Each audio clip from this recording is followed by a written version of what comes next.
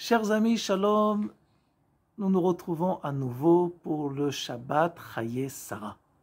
Je vais me permettre de vous raconter une petite histoire personnelle, mais avant la petite histoire, résumé rapide de notre paracha. Abraham et Yitzhak reviennent du sacrifice d'Yitzhak non exécuté, et quand ils arrivent à la maison, ils trouvent tout simplement la femme, la maman, Sarah, décédée. Et donc Abraham va œuvrer pour acheter la grotte de la Marpella à Hebron afin de pouvoir y enterrer Sarah. Après cela, Eliezer, le serviteur d'Abraham, va recevoir comme mission de la part de son maître Abraham d'aller trouver une femme à son successeur Yitzhak. C'est exactement ce que va faire Eliezer. Il va repartir dans le pays natal d'Abraham. Il va trouver là-bas la femme adéquate à Eliezer. On parle ici de Rivka, qui va accepter de se marier avec Yitzhak. Notre paracha se termine par le décès de notre premier patriarche Abraham, ainsi qu'avec la descendance de la dynastie, des dynasties des Béné Ishmaël. La petite histoire, c'est la suivante. Il y a à peu près plus de 20 ans en arrière, je prenais la route de Jérusalem en direction de Hebron, mais moi je m'arrêtais à mi-chemin au Gush Etzion, Mamash à mi-chemin. Et avant de quitter Jérusalem, avec ma voiture, je m'arrête à la frontière, avant de quitter Jérusalem, à la sortie de la ville, pour voir s'il y a des autostoppeurs qui veulent monter, si je peux aider quelqu'un. Et voilà que un militaire qui effectuait sa période militaire à Hebron me demande s'il peut voyager avec moi. Je le prends avec moi, il n'y a aucun problème. Et on commence à discuter, à sympathiser comme on le fait dans la société israélienne. Il me demande où j'habite, je lui dis oui, moi aussi. Bon, moi j'habitais dans la région de Jérusalem, et lui, c'est quelqu'un qui venait de Tel Aviv. Et voilà qu'il me dit ce que chaque Israélien moyen peut dire. Voilà, moi je peux te dire que j'ai la solution du problème israélo-arabe. Alors moi, quand j'entends ça, ça éveille en moi une très grande curiosité.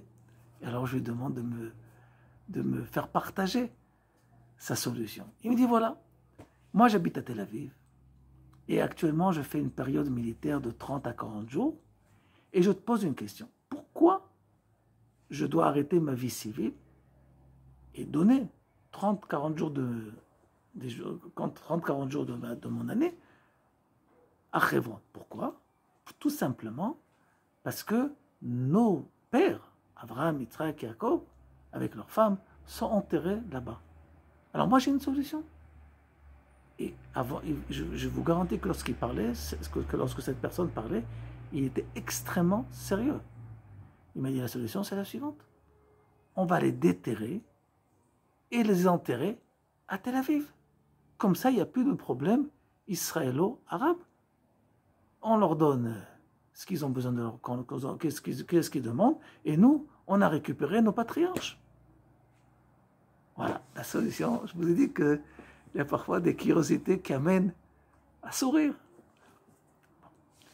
Mais en tout cas, dans ma tête, j'ai remercié mon Dieu de m'avoir fait rencontrer cette personne parce que ça m'a fait de l'ordre dans mes idées.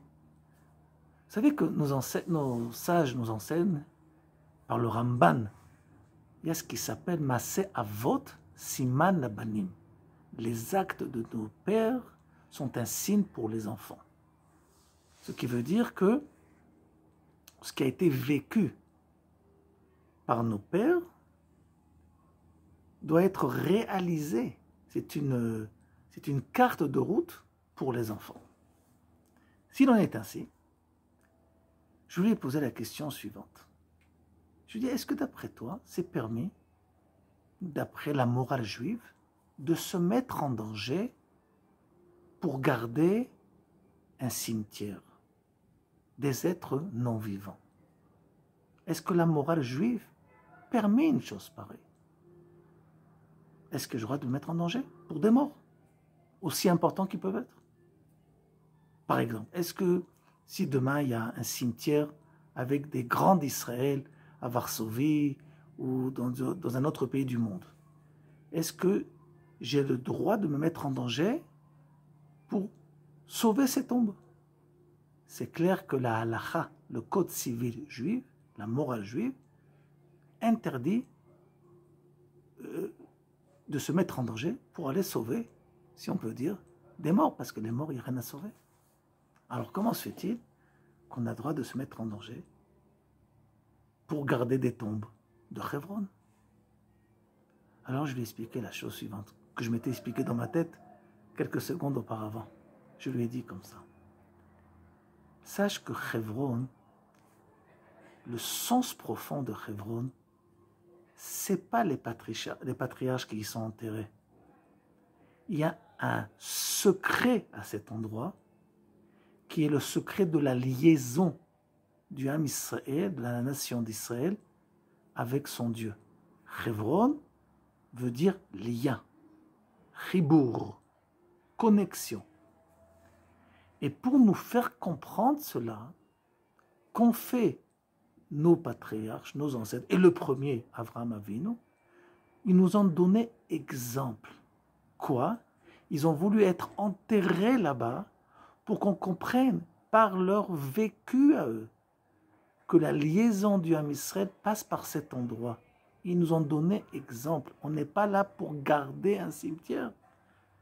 On va dire en théorie que même si on arrivait théoriquement à les faire passer de Hebron à une autre ville plus sécurisée, ça n'enlèvera rien de Hebron.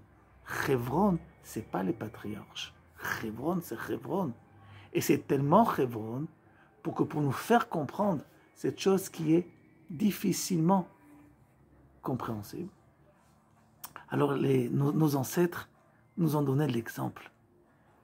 On veut être enterré là-bas pour nous faire comprendre que ce lien n'a rien de logique. C'est un lien historique qui est au plus profond de notre vécu, qui est plus fort que toute explication rationnelle.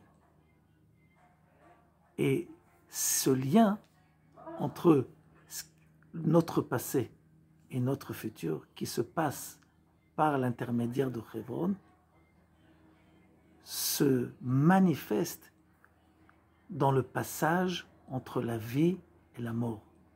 Là où on peut croire que tout est terminé, là où on peut croire que la liaison est interrompue, vient Abraham et nous enseigne qu'à ce moment-là, il y a une nouvelle liaison qui est reliée.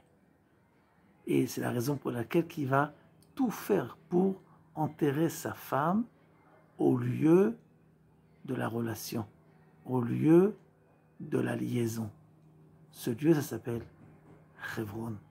Ça n'a aucun rapport au niveau de l'essence avec les patriarches, mais les patriarches, par Maaseh Avot, par leur acte, ils nous ont montré quel doit être le signe, la direction des enfants, Siman Labanim.